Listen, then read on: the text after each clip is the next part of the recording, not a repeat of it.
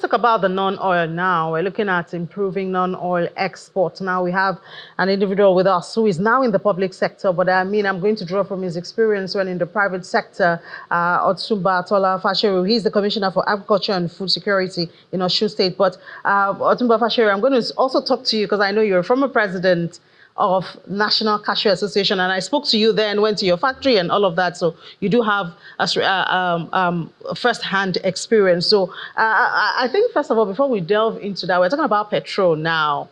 I know you're in government. Maybe, I don't know if you have your own special, but how is the situation really in Osun State? And you've been in Lagos. I think you were in Lagos all through the weekend and all that. Yes.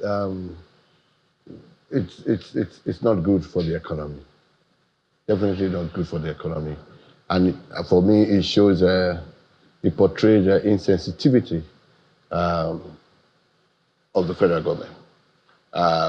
Because we know the impact of fuel on everything within the economy. I mean, whether it's food, whether it's export, whether it's anything at all.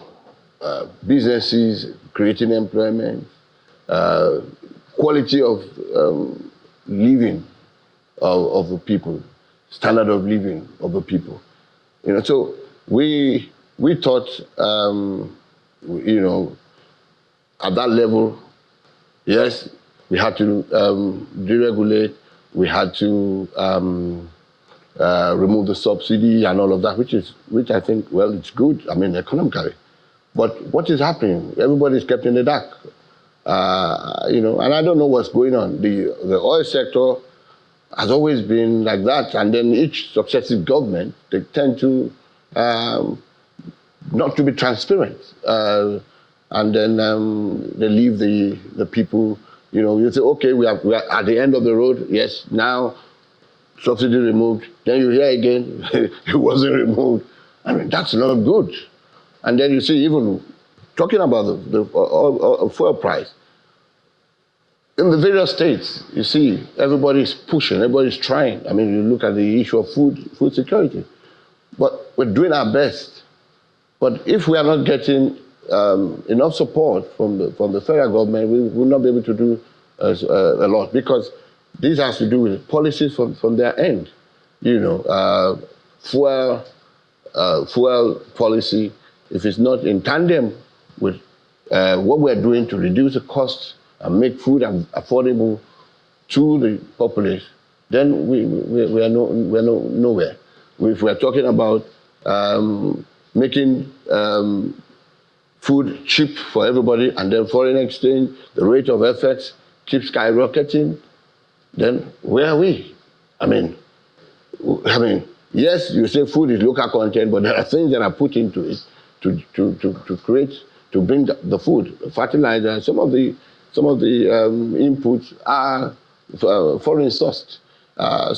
And then a lot of things. There are a lot of things that are in the. What would you think that the federal government could do in this situation to help? Like first few steps or so. Okay, for instance, we are not seeing the right body language.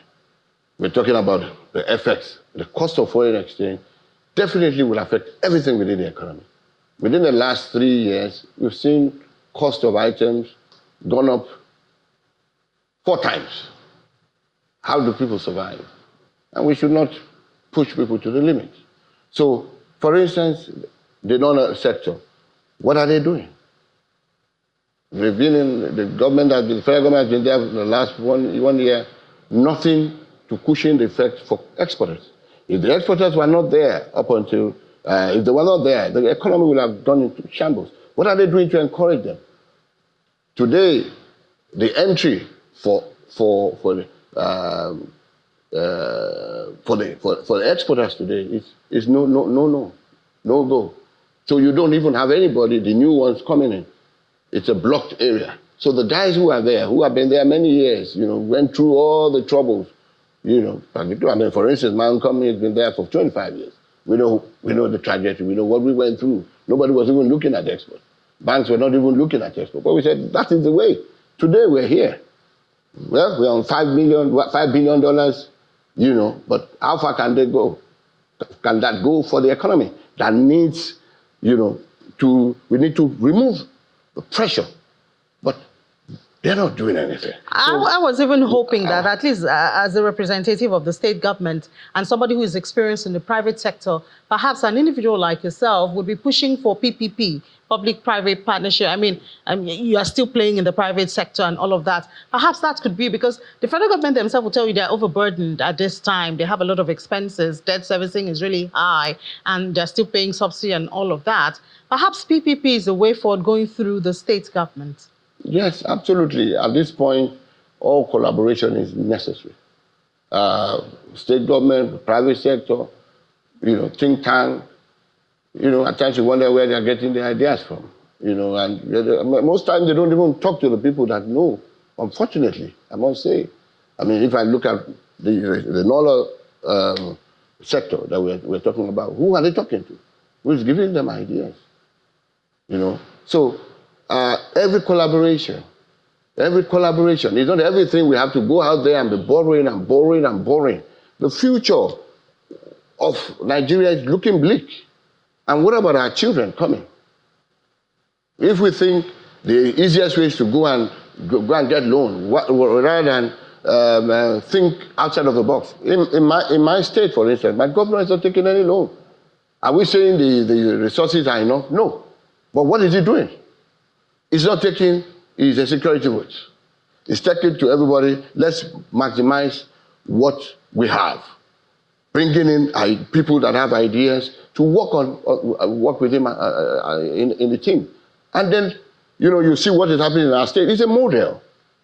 It's a model. I mean, Governor Adeleke is giving leadership, is giving governance a new definition. You know, where you see, you know, people can feel him. People can know what he's doing. There's communication every moment. People can, like I said the other time, yeah, people said they were going to declare 10 days protest. Before the end of the 10 days, they stopped it because they could see what he's doing. They could see infrastructures everywhere, even in the midst of mega resources. The previous government never did anything. They borrowed money, and the money coming into the state is lean. But even with that, things are going. Could you share some of those ideas? Perhaps other states' representatives are listening or watching, and they may borrow a leaf or two.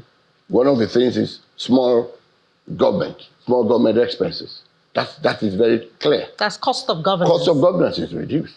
He himself is telling everybody, let's work and be modest. Let's be, you know, the people have suffered enough before we came in. So it's just being people-minded alone, just being God-fearing alone, not just being selfless. You know, it comes from the heart. It comes from the heart. And that's what is happening. And so everybody knows that, yes, we're here to work. We're not here to, because of the perks of governance or of government. You know, we're there to work and deliver for the people. And that's what is happening. And then you see, even in Osun, you see the local content. We are not bringing people from you know, like the other government who bring people from Lagos, people that they cut the money of Osun, they take it to everywhere, take it abroad and all of that. Here, it's a local economy, local content. People within the state, they are feeling it. If you get to Osun now, every carpenter is busy. Every of these masons, they are busy working. So even though the economy at large is tough, but you can still see smiles on the faces of the people because you see how things are running there. You know, so we got on the ground, no single tractor. The last time tractors were bought was done in the last PDP government. Okay, and the ones when the two past administrations came in, either they sold it, you know, or they ran it down. We had to go get new ones. And you could see, if you see how those tractors are coming in, you see the smiles on the faces of the people. We're getting into the nitty-gritty, the local people, getting into our farm settlements, reaching every local government, providing the inputs that will add value for them, that will increase productivity, that will help their livelihoods. And these are things that we said in a few months' time, we will come and see what you have produced. So it's not like giving things for people just for, it's measurable. Something we're going to go back, we will do go back to their farms and see what the outcome is. So that is real governance, not lip service. All right, Otumba Faseru.